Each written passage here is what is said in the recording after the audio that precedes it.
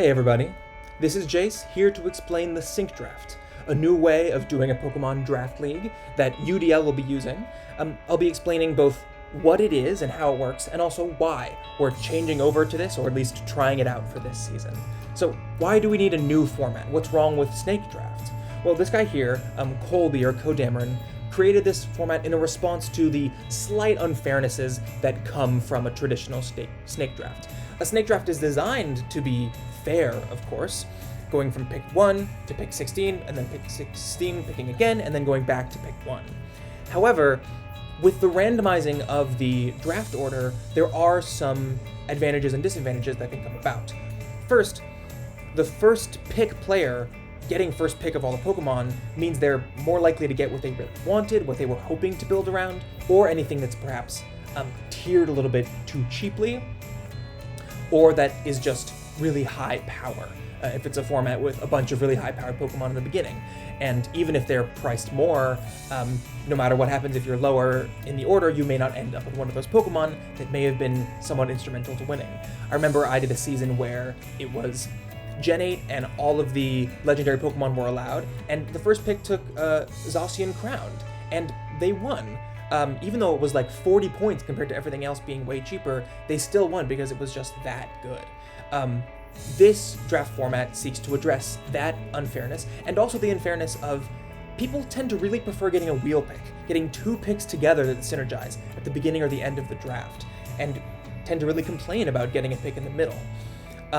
So if we don't want to use a snake draft, what do? Well, we can't have a draft order, we can't take turns like that, so we have to all pick at the same time. But what if two people want the same Pokemon? What if there's a snipe, right? How do we make it so that there is no advantage based on first or last pick with a randomized draft order? How does it work? Well, that's what I'm going to tell you right now. So the way this draft works is by using a Google form. Everyone anonymously submits their pick, and then once everyone has submitted their pick, the round is calculated, essentially. And the way the round is calculated is like this. Everyone has their first pick identified, their choice for that round. So if it's round 1, and this is VGC 2023, Regulation E, maybe I want to pick Ogerpon Hearthflame or Chien-Pao, for example, for round 1. Everyone in the draft has made their pick, and everyone who wanted that pick without any snipes just gets that Pokemon. However, if people tie, if say myself and my friend Matt both want Chien-Pao, then we go to bids. Bids are a premium that you're willing to pay. So this draft introduces a new mechanic to the drafting process. You are able to spend more points from your budget to guarantee you get a Pokemon. If myself and Matt both want the Pokemon, then we essentially enter a mini bidding war. Oh, I'll pay 1 more point than it's worth, but Matt might be willing to pay 2 or 3 more points, so he'll get the Pokemon. If I, for example, in the sheet, in the Google form that I fill out, say that I'm willing to spend 1 more point than Chien-Pao's existing price, and Matt says he's willing to spend 3 more points, then he gets the Pokemon, and he has to pay 1 more point than my maximum value. So even though he put in that he was willing to pay 3 more points than its original cost, he's only going to have to pay 2, because it's 1 more than my maximum price. He wanted it more, so he gets it. The losers who don't get their picks don't spend an additional part of their budget, and instead get their second choice pick, because only one person is going to get each Pokemon. Here's the Google form that we'll be using for this. So you can see here, we've got a long breakdown here. You should read this, but also if you're watching this video, you're going to have a lot of it covered. This is the basic overview. These are all the details on how it works, including some specifics to this draft, such as the timer rules and how we deal with skips. When you fill out the form itself, it's pretty simple. You fill out your name, which is going to be from a list of coaches, which tells the form who you are and where to put each Pokemon in the rosters. You tell it the round that it is, so you'll know the round. First round is the first round, second round is the second round. This will also be in the announcement when the round is tabulated and the next round is open for submissions. It'll be, hey, by the way, this is round 10, so make sure you note round 10. Here's a repicking section. So If your first choice is sniped and your second choice is sniped, you get to submit the form again, and you get to submit basically a third choice and a fourth choice option. I put a lot of different no versions here, kind of as a joke, but also just to make sure people aren't clicking yes. Because if they do click yes, when they're not re-picking, as in when they're not submitting the form a second time in a round, then it messes up the doc. What is your pick? So this is the obvious thing. You please put in the Pokemon's name exactly as it appears on the tier list. So if it's, for example, Chien-Pao, make sure you put a dash in between Chien and Pao. Just compare it to the tier list for how the Pokemon is supposed to be spelled. You can copy and paste it from there. That's probably the easiest way to do it. This is your first pick, and you choose how much you'd be willing to pay. Only its base price. If somebody else ties you, you'd say they can have it, I don't want to pay any more, or how much you'd be willing to pay. We put it up to +6 here. The idea here is basically that if you're willing to pay more than +6, we've done something egregiously wrong with the tiering, or you're just so obsessed with this Pokemon. If two coaches both put +6 and tie, we can potentially sort it out. This could go all the way to +infinity, but +6 is probably fine for most applications of this draft format. What is your backup pick? If your original pick got sniped, what would you choose instead? Same thing, and same thing with the premium. And that's it. That's the whole form. You fill that out 11 times, unless you have to repick, in which case you'd fill it out, one more time for each repick. It takes only a couple seconds to communicate your name, your round, and the picks you'd want. The important thing here really is, in the case of a snipe, indicating how much you'd be willing to pay. And there's no reason to put a low number if you think you might be willing to pay more. If, for example, I really want to use Fluttermane, and it costs 27 points, but I'd be willing to pay 30 for it. If another coach is only willing to pay 28, and I put +1, and they also put +1, because I'm hoping to get it for a steal, I don't benefit at all. I should just put +3, because I'm always getting the best price possible compared to all other coaches. If I'm willing to pay 6 points more, let's say I really want Knucklestack, who costs like 6 points right now, but I was willing to pay 12 because I really like Saltcure on my team. If another coach puts 1 and I also put 1, neither of us are going to get it because we tied. So there's no harm in just putting a higher number. If another coach put 1 for it and I put +4 or +5, I'm not risking anything. I just pay +2, 1 more than the other coach.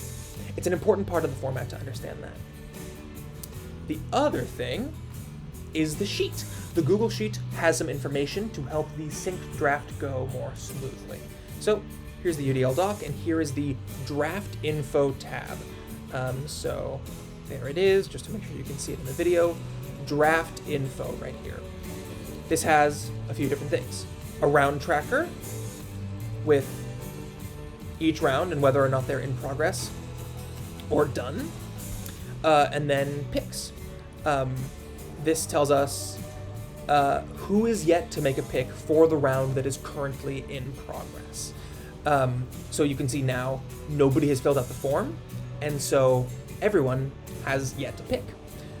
When these have all come in, this will say done, and we'll move on to the next round. When that occurs, all the picks will be here. They'll be listed here, and they'll also be auto-filled onto the rosters page. But you can see right here, it'll be the coach, the Pokemon, and the premium that they paid, in addition to its base value. Over here is a repick section. If any coaches are sniped both on their first and second options, then they'll be asked to repick, and all the repicking coaches will be stored right here. So that is the sync draft. Thank you very much for watching. We're now going to move on to part 2, which has some more details about this, but you can stop watching here if you just want to know the basics and understand how it works. So moving on to the pros and cons and the FAQ. Pros. Good reasons to use this. Like we said before, it's a little bit more fair, and that is something that we do really want out of our draft formats, is for it to be fair, for people to be exclusively getting their teams based on their drafting skill, choosing the right Pokemon at the right time, synergistically. Less so about, oh, I got a bad draft spot, so I'm just screwed. It also answers imperfect tiering. If, say, Iron Treads is 17 and you think it's worth 19 and other people are also going to go for it, they think that it's undervalued, then you'll both end up going for it with an increased premium, and you'll have to pay that increased premium. In those situations where, especially early round Pokemon, high priority Pokemon are undervalued, multiple people will want them and tie on them naturally, which will inevitably drive their price back up to where it should have been. This draft format is faster than a snake draft and more scalable. In theory, at least, having 12 or 16 coaches, whoever it is, all submitting their pick at the same time is faster than every individual pick waiting for people, because every individual pick is an opportunity for time to be wasted, right? If 3 picks in a row catch people just after their lunch break, then that's 4 hours until the next time they can look at their phone. That's 12 hours total just in one day across time zones, potentially. However, with this format, everyone is picking at the same time. And so you get through an entire round in however long it takes the entire draft to submit the form. Generally, people have free time around every 4 hours, if not every 8 hours, and most rounds in a typical snake draft take around 8 hours. So, on average, this sync draft should be potentially even twice as fast. It's scalable as well, which means that it doesn't really matter if this draft has 8 people in it, or 16 people, or 32 people. They're all on the same timer. So, on a draft that potentially had a lot more people, you'd have to wait a lot longer for your pick. Whereas with this, not the case. Of course, the more people you have, the more likely you are to have snipes and then go to repicks, but any draft with more people is going to take longer. This one reduces a lot of that scale concern, which makes it really good for a draft league that has a huge draft board that wants to have a bunch of people sharing the same board. It's also easier to plan. If you build in a little buffer for yourself to spend some extra points on some premiums, then you can plan out your team basically every single pick you want right away. You can have all these synergies in mind, you can make things that are more intricate because you know you can't get sniped, as long as the other person is not going to be paying more than you are. And if you're willing to pay 1 or 2 more, chances are you'll get the Pokemon. You can also guaranteed get the Pokemon you want. If I really wanted to build around Ogerpon Hearthflame for this draft, I can say I'm willing to pay 2 or 3 points more than the price it was set at, even if that's potentially suboptimal. It's still a way for me to guarantee I get to use my favorite Pokemon, or the Pokemon I'm really excited about using, which will make me enjoy my season a lot more. The cons. It can have a lower and a higher power level. Now, because you're spending extra points on Pokemon, their prices are being increased, and increasing the prices of Pokemon naturally means you have less budget, which drives down the overall power of your team. To balance this out, it's recommended for a sync draft that you give each coach maybe 10 more points. If you started with 110, maybe you bump it up to 120, so they have a little bit of free budget to spend. But they could also choose not to spend it, and then it's a much higher power level. So answering that question is a challenge in how you want to do it.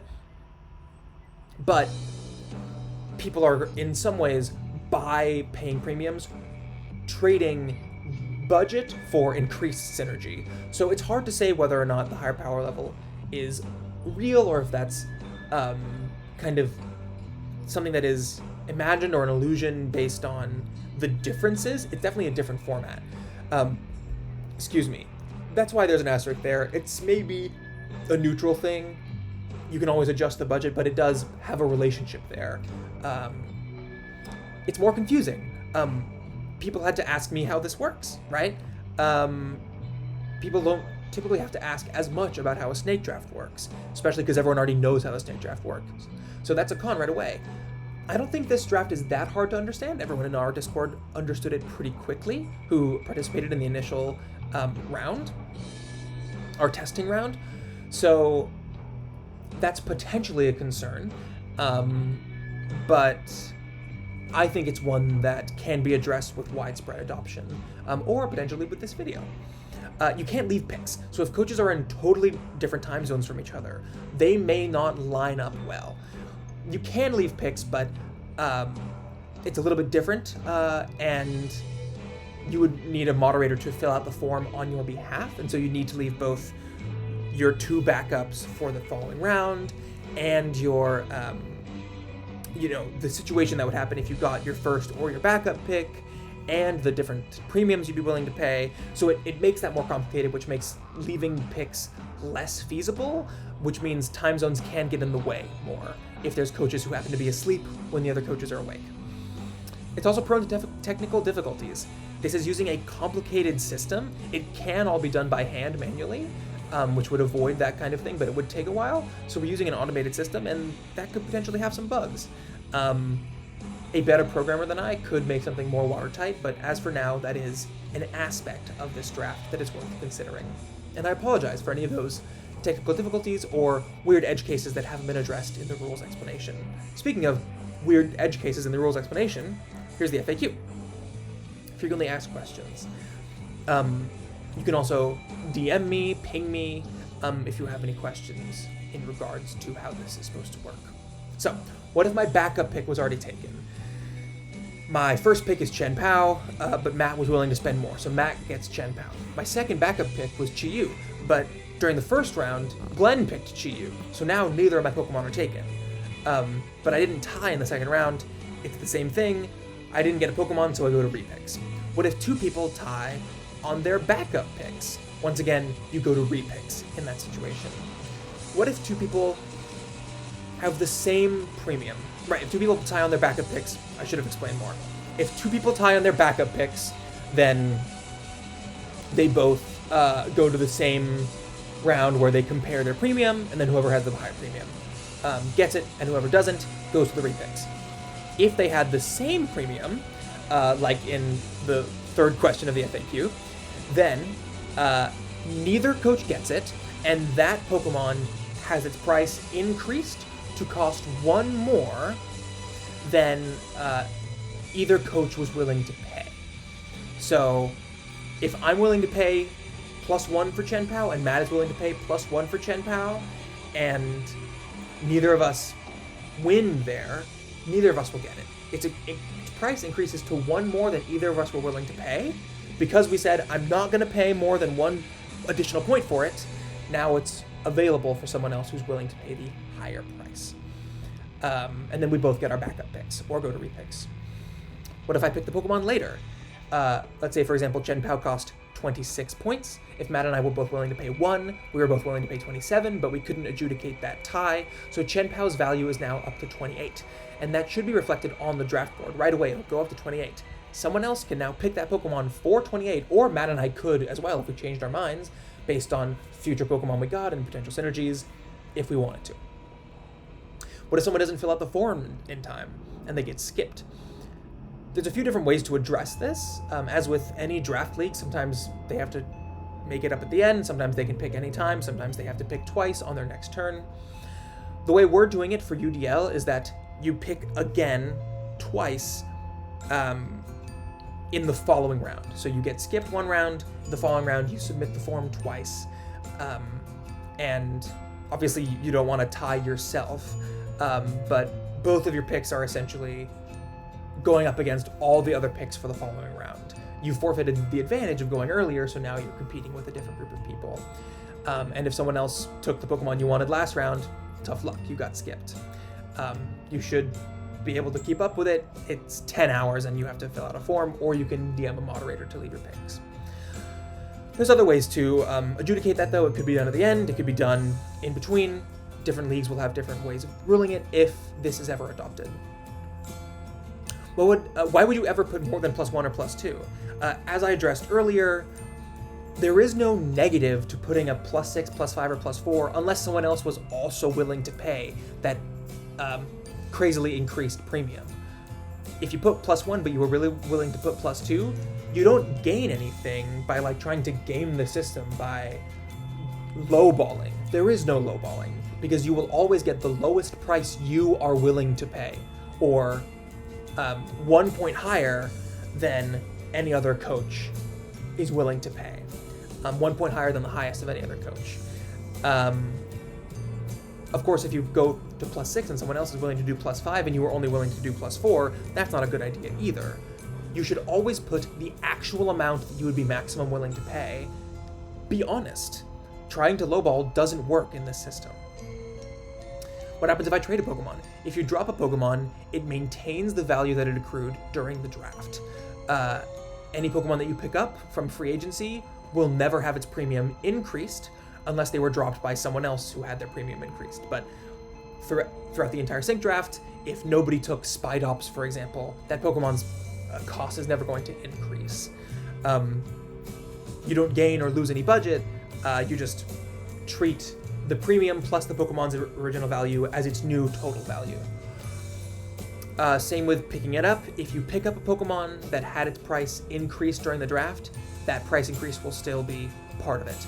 And what happens if I misspell a Pokemon's name in the sheet? If you do that, my computer will catch on fire. It is an unfortunate bug of the sheet that anytime someone misspells a Pokemon, I have to go out and get a new laptop. It sucked especially during our practice draft because we didn't even get to play a season with it, and I had to buy 4 or 5 new laptops, which cost a lot of money and put me into a lot of debt. So please do not misspell any Pokemon's name. And that's it. Thank you so much for watching, and I hope you enjoy the Sync Draft.